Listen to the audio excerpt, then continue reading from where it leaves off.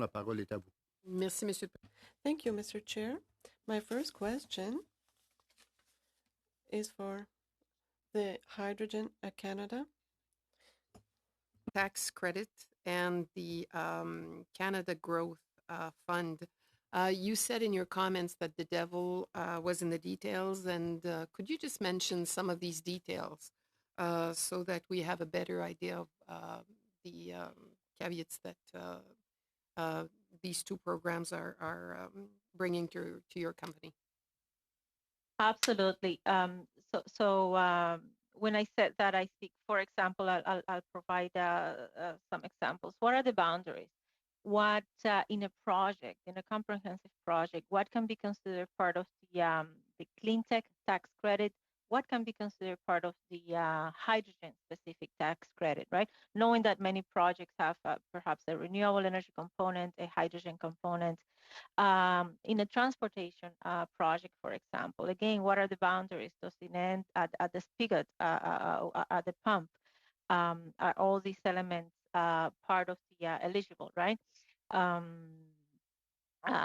What constitutes capital expenditures? Are we talking about an electrolyzer, or are we talking about the other pieces of equipment?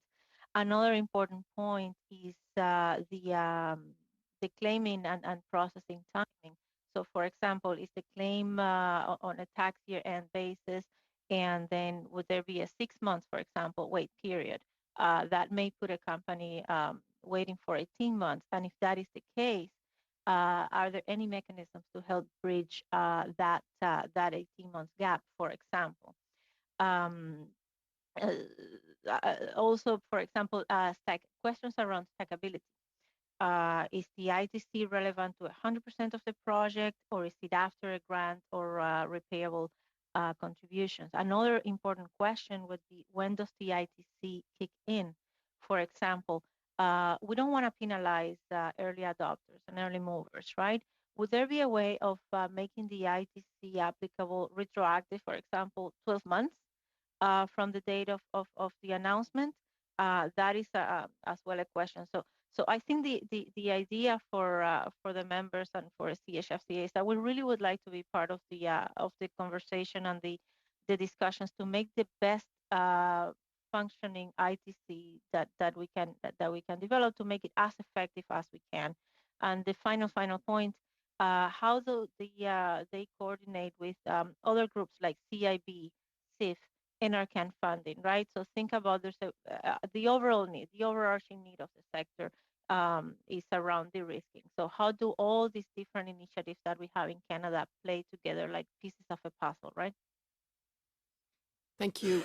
And Mr. Fonder, you talked about refundability. Are we talking about the ITC also, and or were you speaking of another program where you were asking that it be retroactive to the fall economic statement?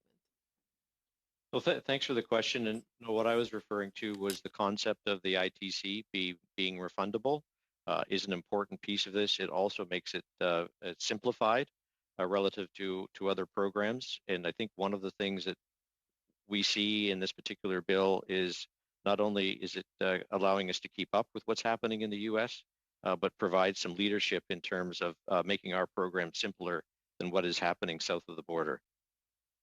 Thank you.